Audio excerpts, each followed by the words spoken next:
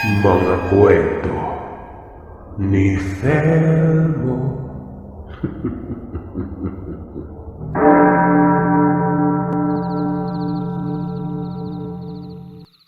Tawagin niyo na lamang po ako sa pangalang Baron. Nangyari ito sa pagitan ng 1991 hanggang 1993 sa lugar ng Buluan, sa Maguindanao. Bata pa ako noon. Kamamatay lamang ng nanay ko noon na si Nanay Alma. Walang sapat na dahilan kung bakit biglaan ang pagkawala niya. Walang sakit yon. Hindi din binangungot at hindi inatake. Natagpuan na lamang ang nanay ko na nakahimlay sa daanan pauwi sa amin kinabukasan ng umaga. Maraming naniniwala na baka inaswang ito. Pero ang tanong, paanong inaswang kung wala man lamang bakas ng sugat, diba? Matunog kasi ang aswang sa amin. Hindi rin kaila sa akin ito dahil minsan na akong nakakita ng ganito. Maraming nagpaparamdam at may naaktuhan pa na nagmamatyag ng buntis habang nanglalabas sa likod ng bahay. Maski ngayong tatay ko na si Dentor ay hindi maisip kung bakit nangyari ito. May bakas lang ng pantal sa leg. Parang sinakal pero hindi naman kapansin-pansin ito na iisipin mong baka pasa lamang ng matumba. Gawa ng may mga bato din naman ng lugar kung saan natagpuan ng Nanay Alma. Itong kinatitirikan ng bahay namin ay nasa patagan. Pero makahoy ito. At masasabi kong liblib talaga kumpara ngayon. Nasa lilim yun ng malaking puno ng akasya. May mga kapitbahay naman. Pero kagaya ng ibang tipikal na makikita sa liblib nun, medyo may kakalayo. Ang ikinabubuhay naman namin kahit medyo distansya ito sa bayan, may palaisdaan kami doon sa may Lake Buluan. Inaakala lamang namin noon na naroroon si nanay sa tambayan o ginawang kamalig ni tatay sa may palaisdaan. Gawa ng madalas namang yun nakapupunta doon. Ayun pala gaya ng sinabi ko. Parang papauwi na tatapos bigla na lang namatay sa daan. Oo at nababagabag si tatay sa kung bakit namatay ng ganon si Nanay Alma. Pero para bang ang bilis din niyang makamove on. Dapat nagdadalamhati ito pero wala. Ang ipinagtataka ko pa, hindi pinanovenahan si nanay. Matapos lang ng 2 araw ay libing na kaagad nang hindi man lang dinaan sa simbahan.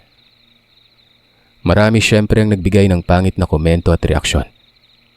Tinanong si tatay sa kung bakit pero sinabi lamang nito na yun ang gusto niya mangyari. Sino ba'y makakadlang kung ang mismong asawa ng may plano, diba? Tsaka albularyo si tatay. Magaling namang gagamot. Pero hindi niya nga lang pinagtutuunan ng maraming oras ang larangang ito. Kumbaga mas pabor ang ikinabubuhay namin noong mga panahon na yon. Bugtong na anak ako. May kapatid sana kaso namatay ito. Nung ipinanganak patay na.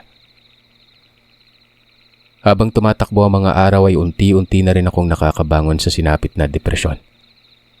Pero kamuntikan akong tumigil sa pag-aaral noon gawa ng inulan ako ng mga tanong at pangungutya sa kung bakit hindi daw nasunod ang tradisyon ng libing ng nanay ko. Bakit nangyari ito? Bakit nangyari yon? Yung masaklap yung mga tanong na, aswang ba yung nanay mo? Aswang kayo no? Di ba nga parang ganun na nga? Sino ba yung hindi makakaisip ng ganitong klase ng tanong samantalang mapagkakamalan naman talaga kami nung may sa pagkademonyo. Mabuti na lamang at pinapalakas ni Tatay Dentor ang loob ko noon.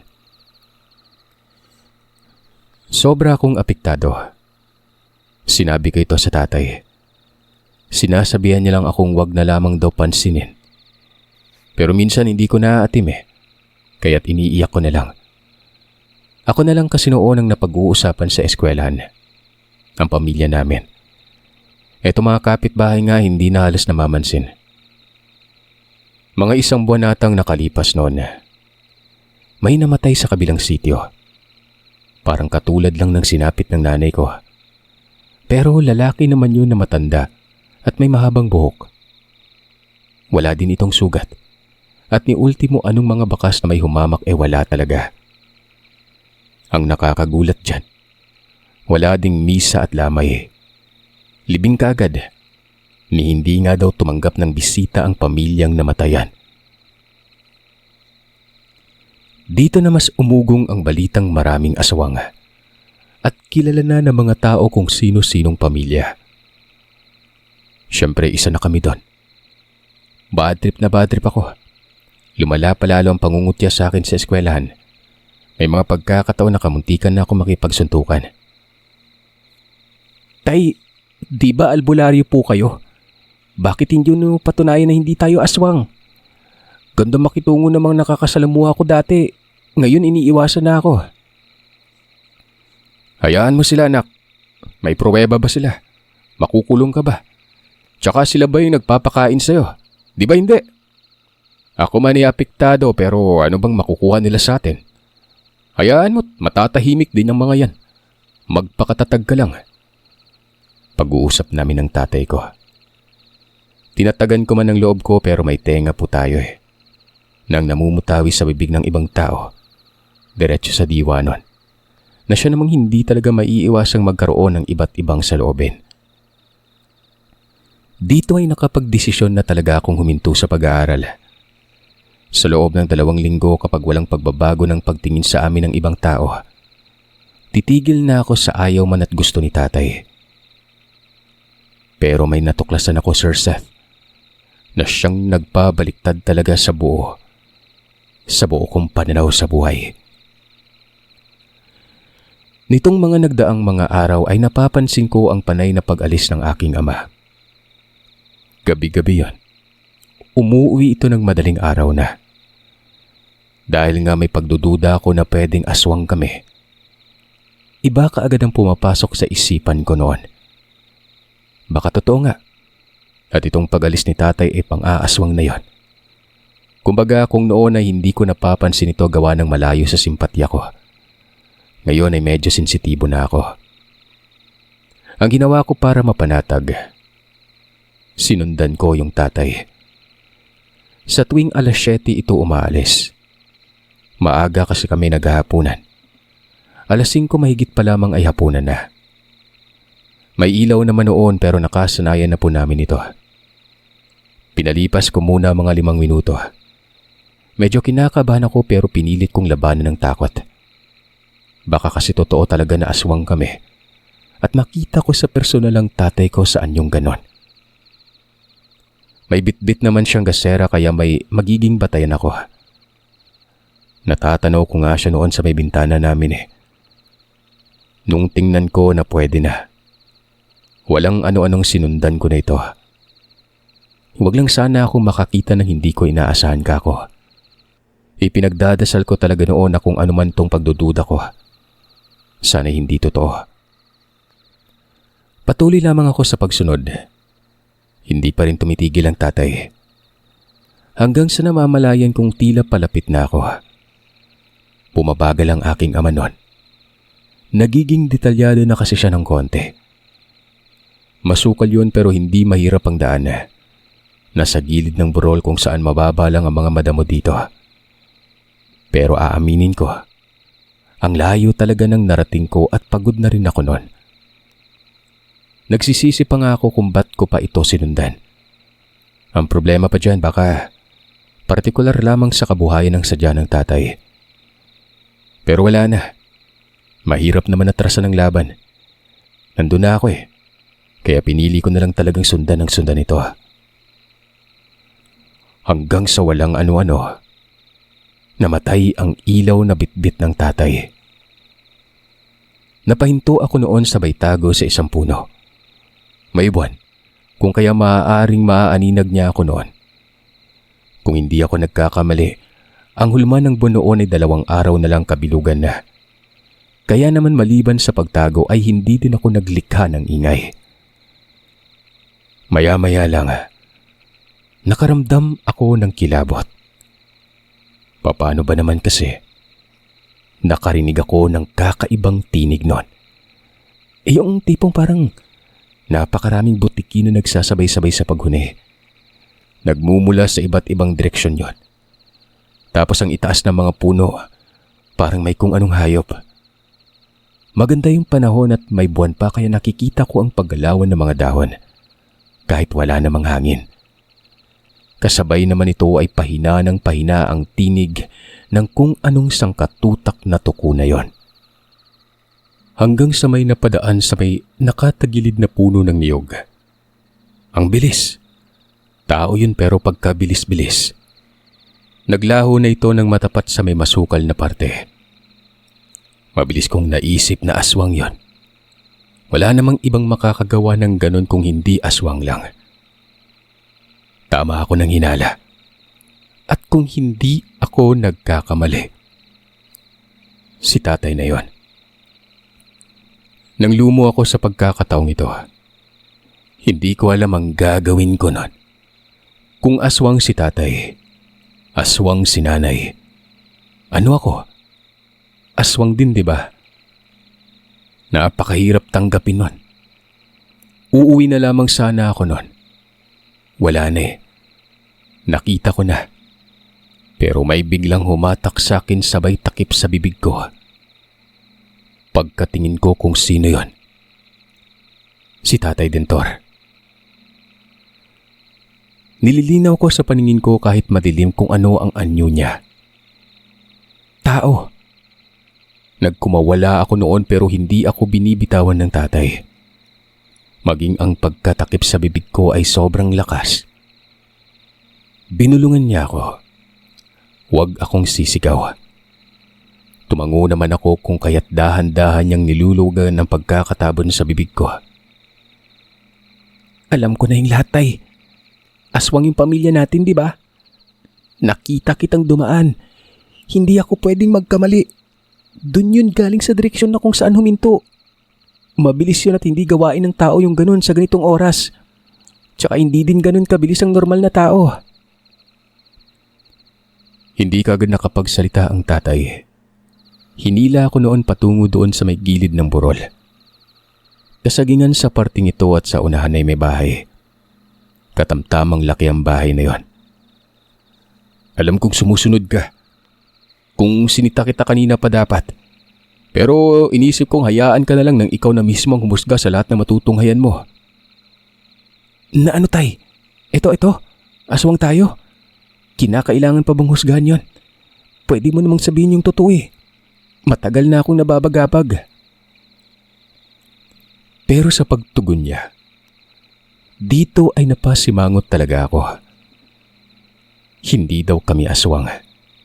Hindi masama at hindi pumapatay ng tao.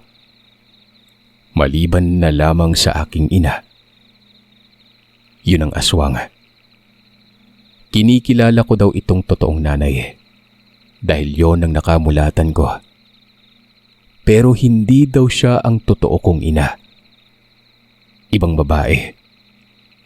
Iniwan si Tatay Dentor nito buhat ng pinili kasi nitong pagtuot na ng pansin ng pagiging albularyo. Hindi siya sigurado sa kung nasaan na pero balita ni tatay.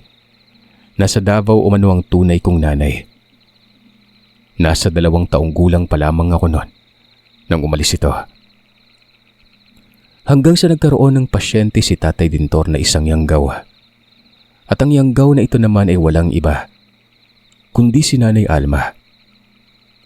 Marami ang mga sinabi ng tatay at gaya ng nabanggit ko. Nagbago ang pananaw ko. Higit pa sa nakakawindang ang mga sumunod na namutawi sa bibig niya. Partikular sa mga naganap kamakailan lang. Yung pagkamatay umano ni Nanay Alma, may pumaslang talaga dito. Dahil itong si Nanay Alma ay matagal na umanong namimirwisyo. Nakapatay daw ito ng matanda at 2 buntis sa lugar ng Coronadal. Tapos nitong huli ay nakapatay ng bata na taga Mangudadato. Hindi ko ba daw napapansin noon na si Nanay Alma ay hindi umuwi? Kung sa bagay pag-aaral lang umano ang inaatupag ko. Inaabangan niya si Nanay Almang umuwi at noong magpakita. Pinaslang niya ito. Si Tatay Dentor ang pumatay sa kanya. Gulat na gulat ako noon. Mabilis akong nagtanong sa kung paano sila nagkatuluyan itong aswang. Ayon kay tatay, iniwan daw kasi ng mga magulang yon. Hindi na binalikan pa. Taga Bukidnon daw si Nanay Alma. Pinagamot sa isang albularyong taga Coronadal pero hindi gumaling ang yanggaw. Kaya naman ipinasa kay tatay. Napakatanyag daw ng tatay ng mga panahon na yon.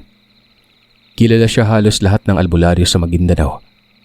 Kilala din na isang biyasa sa kahit anong larangan, lalong-lalo na sa panggagamot.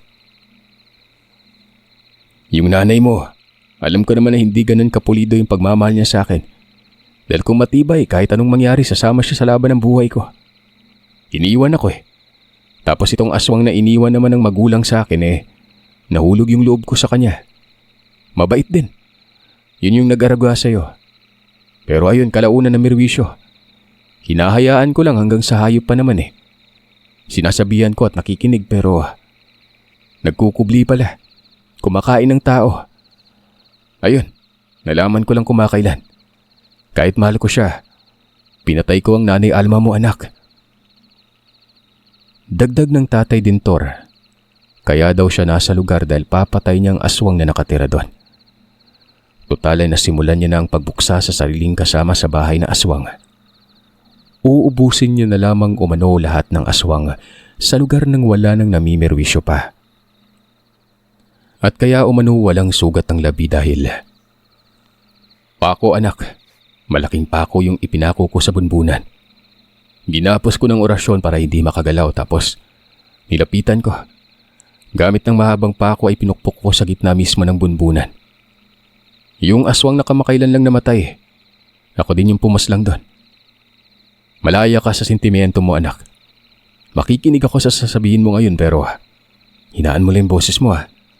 Inaabangan ko din ng isang animal na nakatira dito eh. Wala akong masabi. Malinaw at naintindihan ko na ang lahat. May dapat pa bang itanong? Di ba wala na? At kung meron siguro hindi na sobrang selan. Siguro yung mga mata ko na lamang ang tutuklas sa kung ano yon. Isa pa, nawala talaga sa aswang ang focus ko. Bagkos ay doon na ito sa tunay kong ina. Pangalanan natin yung Deleka.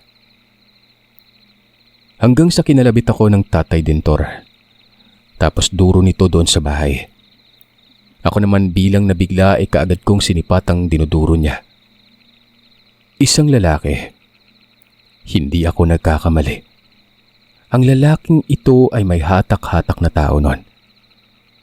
Nakabarong yung hinahatak niya. Dito banda sa likuran, parang punit ang damit. Ultimong ang pantalon ay punit sa may bandang likuran din. Para itong labi. Hatak-hatak. Isang bangkay ang daladala ng lalaking yon.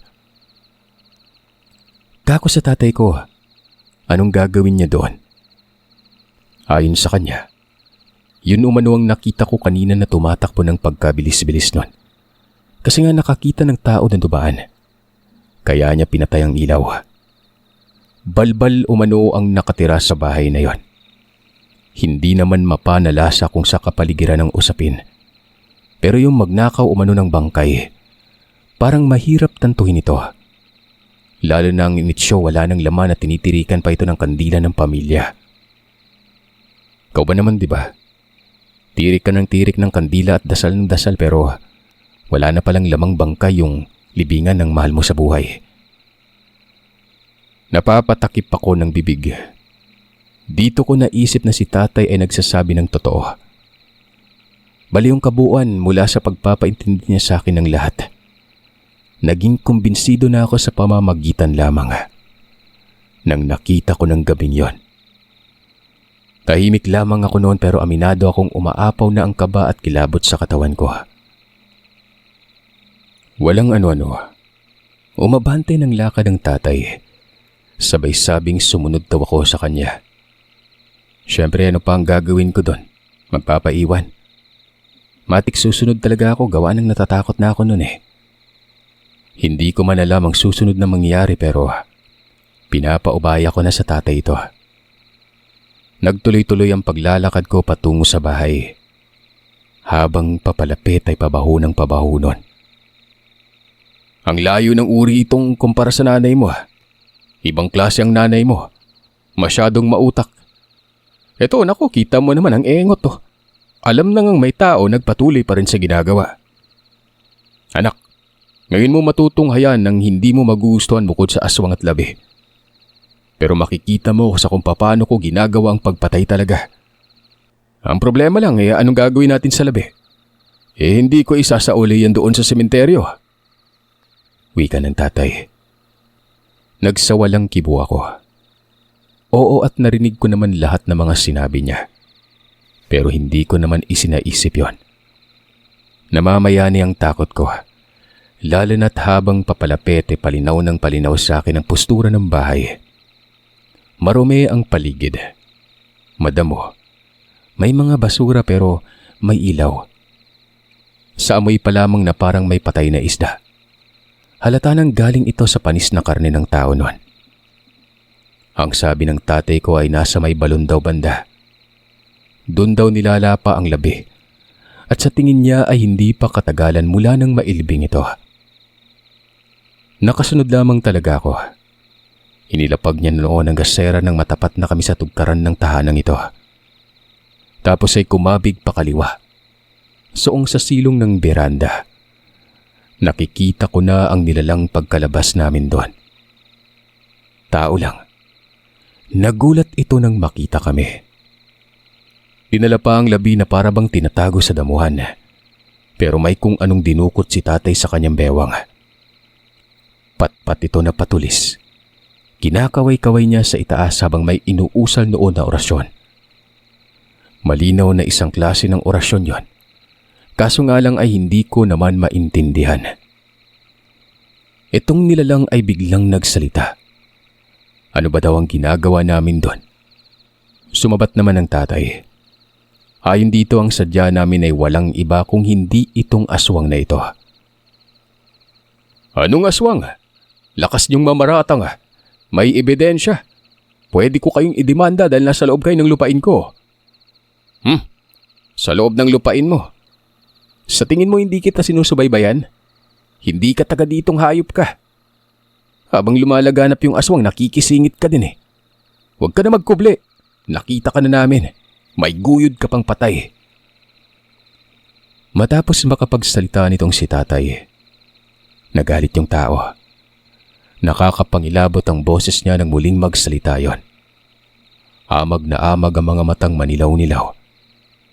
Hindi ko alam kung bakit kasi nga tao lang naman yun kanina. Parang ang bilis naging impakto. Gumagapang pa ito sa damuhan habang guyod nito ang labi nun.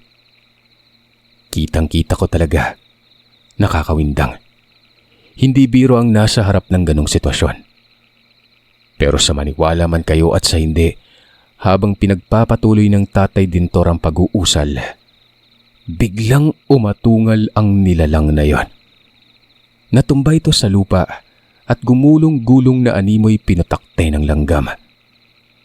Dali-dali namang nilapitan ng tatay ito at gamit ang patpat na patulis, sinaksak niya ng ilang beses ang dibdib nito. Sa may puso talaga banda. Tapos ilang mga sandali lang ay umungol ang nilalang at namatay. Umalis kami kaagad. Mabilisan.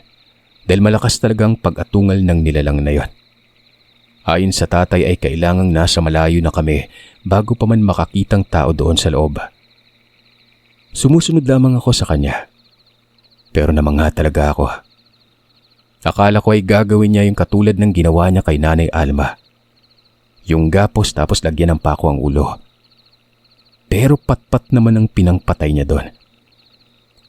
Sa kabila ng pagkamangha ko, may parte sa akin na galit sa kanya. Kahit papano'y napamahal na ako kay Nanay Alma pero siyempre pinipilit kong kumalma. Kumpara ito sa ikabubuti hindi ko masisisi ang tatay. Tama naman kasi ang ginawa niya. Ang mali lang doon ay huli na nang sinabi niya sa akin ang buong katotohanan. Hanggang sa makarating kami sa bahay. Doon ay may marami pa siyang sinabi sa akin noon. Sa mga puntong ito ay nakinig na ako ng gusto. Medyo gumaan na ang loob ko, at least alam ko na talaga na hindi ako aswang. Hindi ako masasaktan kapag tutuksoin ako sa eskwelahan noon. Ang mga ipinaliwanag sa akin ng tatay doon sa bahay ay ang mga pamantayan na may aswang noon. Sa kung paano malalaman na nasa paligid ito at gaano kalayo. Kahit tao na walang karunungan, malalaman ang pahiwatig ng nilalang umano. Wala na ako noong dinadamdam pa. Oo, at may agam-agam pang natitira sa pagkawala ng nanay, pero pinagtatanto ko din ang lahat ng mga nangyari. Katulad na lamang ng wala ito lagi sa bahay. Tsaka, tahimik yun at pasasabi kong hindi ko dama ang pagkakalinga niya sa akin. Nagdadahilan kapag umaalis. Nasa palaisdaan lamang pero nangangaswang pala. Ang importante sa akin, may nanay pa pala talaga ako. Iniisip kong hanapin ito pero syempre hindi muna sa puntong yon. Hindi umaakma sa pagkakataon na may ginagawa ang tatay. At batang-bata pa ako nito. Bukas ng umaga, wala ka namang klase Kapag umalis ako, isasama na kita. Hindi na kita pwedeng iwan dito. Delikado. Maliban na lang kapag sa tingin ko ubos na ang mga salot. Tumango ako ng walang pag-aalinlangan. Pero nagtanong ako sa kanya kung saan kami pupunta. Ayon naman sa tatay ko, sumama lamang ako gawa ng mahirap naman ipaliwanag. Komplikado. Kailangang mga mata ko mismo ang makasaksi nun. Gawa ng may mga bagay talaga na hindi madaling maintindihan. Kinabukasan pagkatapos ng agahan, naganda na kaagad. Walang klase, holiday. Kung hindi ako nagkakamali, Andres Bonifacio Day yon. Tapos may magkakasunod na araw pang walang klase. Ang araw ng mga kaluluwa at patay. Mahaba-haba din yon. Halos 1 linggo. Bago umalis ay sinabi ng tatay na pagkangising niya kaninang madaling araw, nabulabog na umano yung lugar na tinungo namin. May napadaan na residente at yun na nga ang nagatid ng balita. Yung patay umano, balbal. Tapos may tangan pa itong bangkay galing sementeryo. Ipinaalam kaagad sa mga tao kung sino ang nagmamay-ari ng bangkay na yon para masaoli naman ito sa puntod. Sinunog yung aswang. Napapailing ako syempre. Hanggang sa mga puntong yon, hindi ko lubos akalain na si tatay palang pumapas lang. Nagtungo kami ng bayan. Bumili ang tatay ko ng pakong bronse. Hindi ko alam na may ganito palang pako.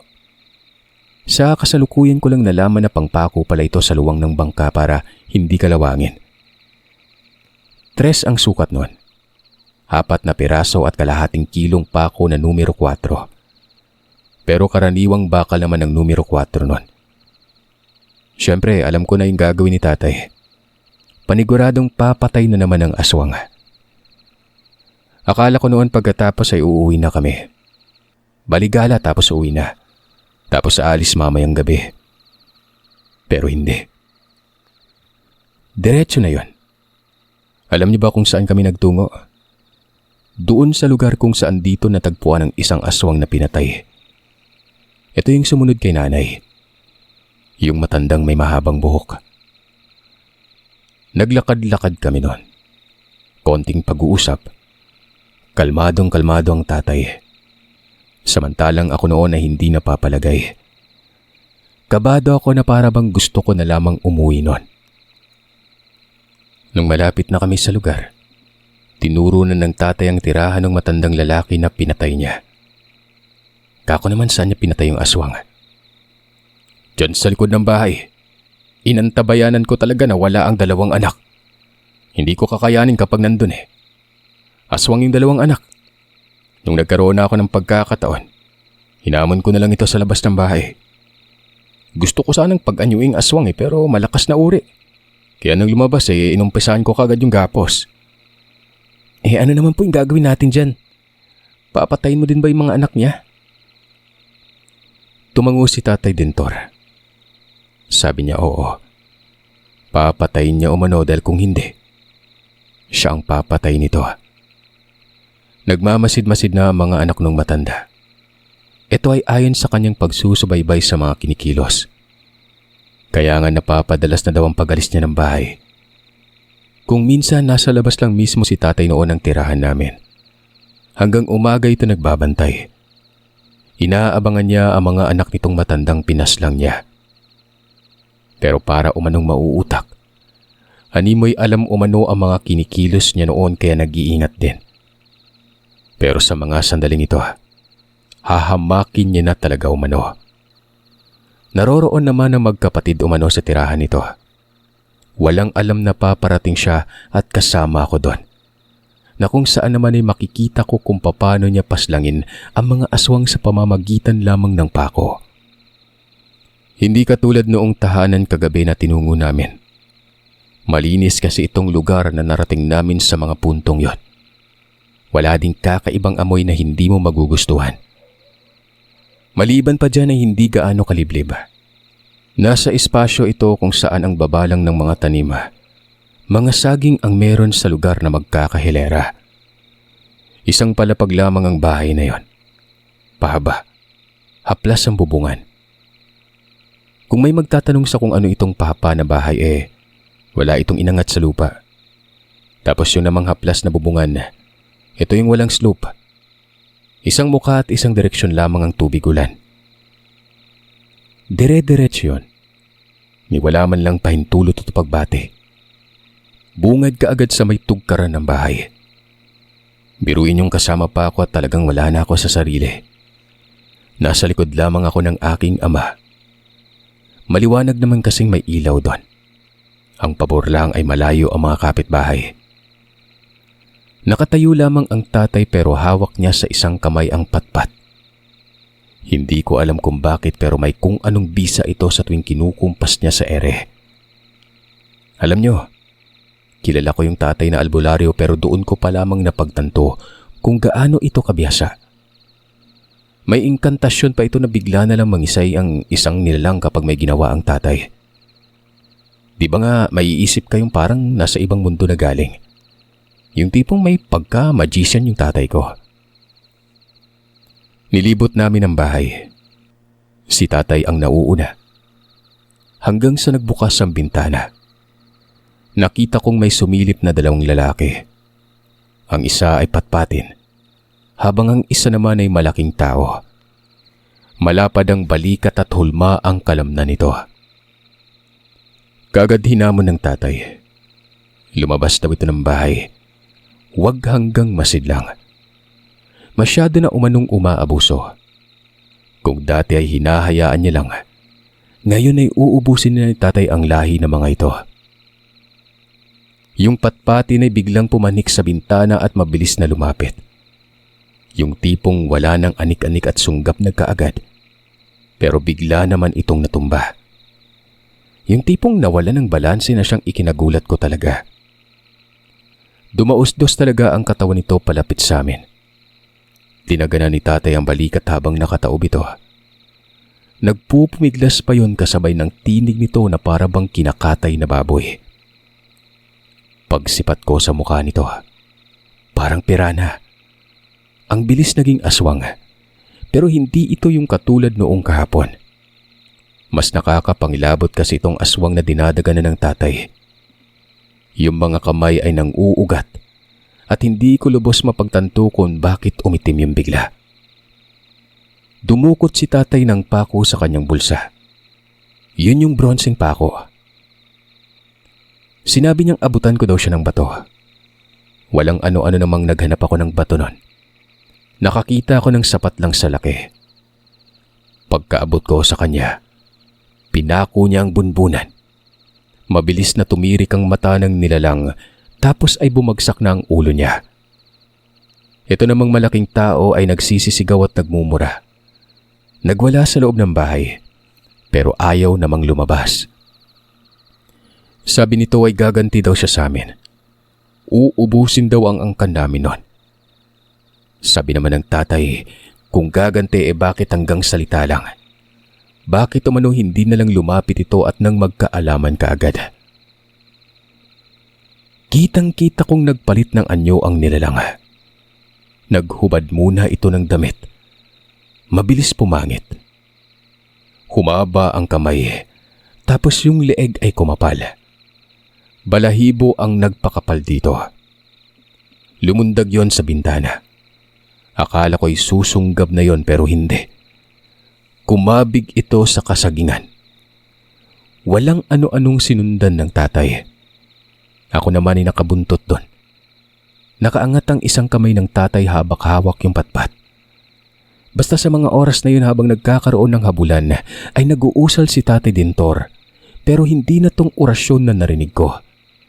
May kasama na yung pagdura at hampas ng patpat sa lupa. Takbuhan talaga. Hindi ko man lang inalintana ang dilim at mga nakaharang nun. Nagkabangga-bangga pa ako. May pagkakataon pang nakalayo na si tatay kaya kahit pagod na ako noon ay pinipilit kong tumakbo. Malayo ang narating, paakyat ng bundok. Napakahirap ng daanan. Humihina na din ang pagtakbo ng tatay. Ako ay parang gusto ko nang gumulong sa lupa. Walang ano-ano ay huminto ang aking ama. Sinabi nito na huwag akong magpakumpiyansa noon. Humihingal akong nagtanong sa kung bakit. Ayon dito, nagtawag pala ng kasama yung isang aswang. May dalawa pa bukod doon at nakatago sa unahan. Kako naman, anong gagawin natin? Hindi tayo atras. Narito na tayo at tiyak akong ito na ang kabuang bilang nilang lahat. Umusog ka ng konti. Doon! Doon! Ay, dyan ka lang ha! Pinaatras ako ng tatay. Nakatungtong ako sa isang bato. Hindi ko alam kung bakit pero para atang ipapain ako ng aking ama. Itong kinatatayuan niya, hinawi niya doon ang mga nagkalat na tuyong mga dahon. Maging yung mga damo, inalis ni tatay. Naglikha siya ng espasyo. Mga 2 dipa ang lapad. Gaya ng sinabi ko ay may buwan. At bukas pa noon ang kabilugan. Naaninag ko ang ginagawa niya. Ilang mga sandali pa ay nagtumpok siya ng mga tangkay. Nagsiga doon. Parang baliw si Tatay Dintor. Matapos kasi noon ay nagpaikot-ikot siya at kumakandirit pa. Habang nangyayari naman ito, nakaangat ang patpat. Matagal yun kaya matagal din siyang nagmukhang baliw. Hanggang sa umupo siya sa lupa na parabang Buddha. Tapos itong patpat ay tinarak niya sa lupa nun. Nagdadasal si tatay. Itong usok, sinasampal niya ng palad. Animoy kinakalat niya sa paligid niya yon. Hindi ko namamalaya noon na nasa paligid na pala mga aswang. Gaya ng sinabi ng tatay, may 2 pa. At dahil dito, naging 3 na ang nilalang na yon. Kasama na dyan yung malaking tao. Kitang-kita ko talaga, Sir Seth, lalo na't may liwanag mula sa siga. Parang gusto nilang sunggaban ng tatay. Nanginginig ang tuhod ko pero hindi ko alam kung bakit hindi man lang sa akin nagpunta ang mga yon. Bantang ng bantang ako. Kumbaga, nakaplastada sa isang nakaumbok na bato. Napakalapit ko lang kay tatay. Mga 3 dipa lang ang distansya sa ginawa niyang espasyo. Pero sa kanya nakatuon ang simpatya ng mga nilalang na yon. Hanggang sa biglang sumunggab ang isa. Pero hindi nakalapit ang kamay nito sa tatay ko. Diretso tumba yon. Parang kapareha ng nangyari kanina. At dahil padahilig ang lupa ay patungo pa talaga ito sa akin. Kaya naman bumaba ako doon sa pinagtutungtungan ko at nagtago sa may likod. Pero nakaumang ang ulo ko noon. Yung aswang, nakataob at kinakampay ang kamay. Animoy gustong tumayo pero hindi nakakatayo. Umaatungal pa na parang baboy. Itong 2 aswang ay kita ko na parang nagtaka. Hanggang sa nagsalita itong malaking aswang. Ang sabi ay may patibong daw sa paligid ng tatay ko. Pero itong isa sinabing wala daw. Lumapit yun kay tatay ng pagapang, pero diretsa taob at hindi na nakabangon pa. Ang natira, yun ng malaking tao na naroroon sa bahay kanina. Dito na tumayo si tatay. Humarap sa aswang at dinuro ng patpat. Ang sabi pa ng tatay kahit anong gawin ng mga aswang ay wala itong panglaban sa kanya. Ultimo itong natira umano, hindi na makakatakas pa. Ano ba umanong ginawa at bakit lumapit? Ayon tuloy ay hindi na makakalayo pa. Pansin kong nataranta ang nilalang. Umatras pero biglang umatungal. Yung tipong para bang may sinaboy ditong kung ano. Aakma pang aakit ng puno. Nakapanhik ng konti pero nalaglag din yon. Nasisilayan ko ang lahat. Matapos noon ay kaagad sinunggaban ng tatay. Para lang nagkatay ng baboy. Nilagyan niya ng pako ang bunbunan nito. Namatay kaagad yon at ito namang dalawang nagsusumikap na tumayo sa pagkakadapa. Ganon din ang ginawa ng tatay Dintor. Nilagyan ng mga pako ang ulo nito. Tara na, tapos na tayo dito. Sabi ni tatay na parang wala lang. Hindi talaga ako nakapagsalita. Nakatitig lamang ako sa tatay ko at napuno ng pagkamangha. Umuwi kami noon na walang usap-usap. Nang makarating sa bahay, sinabihan niya kung ano man umano ang nalalaman ko. Akin na lang yon. Tingin niya ay hindi na ako maghihimutok noon sa mga tumutokso sa akin kasi alam ko na yung totoo. Kako naman malamang hindi. Tatawanan ko pa. Kinabukasan ay umugong ang balitang may 4 na aswang ang namatay. Kasama na yung nasa malapit sa isang bahay. Patangu-tangu lamang ang tatay habang sinasabihan noon na kami na siguro ang isusunod kasi nga mga aswang naman kami noon. Parang matatawa ako. Gusto kong sumabat pero pinili kong manahimik na lang. Mga ilang araw ang nakalipas sa may dumalaw na albularyo na taga-Coronadal. Akala ko may masamang sadya pero kaibigan pala ito ng aking ama. Hindi na daw siya magtataka kung nagsimatay daw ang mga aswang sa lugar dahil muli na umanong kumilos ang dating bantugang albularyo. Mula sa matagal na pananahimik, ngayon ay naubos ang pasensya. Sabi naman ng tatay, pinagkakamalan pa na kami ay aswang din. Kasi nga pinatay niya ang sariling kinakasama. Itong albularyong ito ang gumamot pala kay Nanay Alma dati. Na pinasa lang kay tatay nang hindi mapagaling-galing. Sabi noon ay wag daw mag-alala. May ibang albularyo naman daw sa lugar. Ipapaalam niyo man ang ginawa ng tatay para na rin tigilan na kami noon. Ipapakalat ng ibang albularyo na kami umano hindi aswang. Naiintindihan niya si tatay dahil noon pa man. Malihim na talaga ito. Hindi nagmamarunong kahit marunong naman talaga. Tsaka hindi mayabang. Buwan lang ang lumipas. May mga dumadalaw na pasyente. Nagpapagamot kay tatay. Alam ko na yung dahilan. Malamang ay ginawa nga noong albularyong bumisita ang sinabi nito sa amin. Sumikat tuloy si tatay nun. Ang ilan pa nga sa mga pasyente nagbibigay pugay gawa ng ang tatay ko daw ang umubos sa aswang sa lugar namin. Ako naman noon ay hinanap ko si nanay. Mga ilang buwan nang nakalipas. Pinayagan din naman kasi ako ni tatay Dintor na hanapin niyon. Pero wag daw sasama kasi nga pangit ang ugali. Nakita ko na si nanay. May kinakasama ito. Alam niyo, parang nagabaan si nanay kasi nga lumiit yung isang paa niya. Parang nagkaroon ng polio. Hindi din matino kausap. Nanay ko siya pero may hinanaing pa rin ako eh. Hanggang doon lang naman sa gusto kong makita ito. Nakausap ko pero sandali lang. Itong bahay nila animoy mahirap pa sa daga.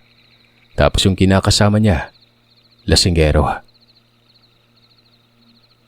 Hanggang dito na lamang po ang kwento ko, Sir Seth. Maraming salamat sa pakikinig ng kwento ng aking ama.